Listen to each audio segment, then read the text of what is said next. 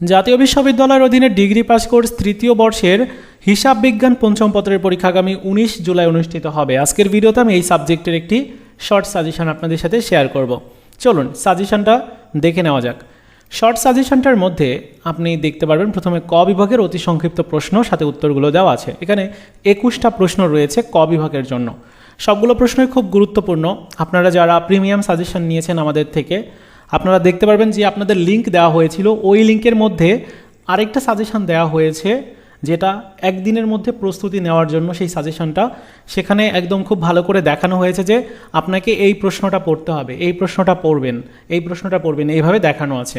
So আপনারা সেই লিঙ্কে গিয়ে, যারা আগে নিয়েছেন সাজেশন তারাও ওই লিঙ্কে গিয়ে পাবেন, যারা পরে নিয়েছেন তারাও পাবেন।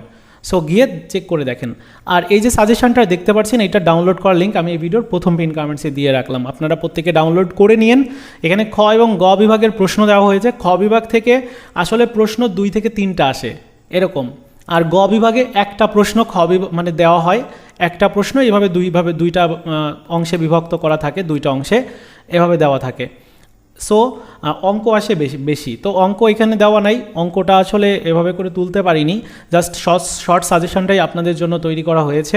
তো এখানে আপনি পুরোটা পেয়ে যাবেন, খ এবং গ বিভাগের প্রশ্ন, পাশাপাশি ক বিভাগের প্রশ্ন। সো এই ছিল আপনাদের হিসাব বিজ্ঞান পঞ্চপত্রের শর্ট সাজেশনটি। আপনারা পিডিএফ ফাইল এই ভিডিওর প্রথম পিন কমেন্টস থেকে ডাউনলোড করে নেন।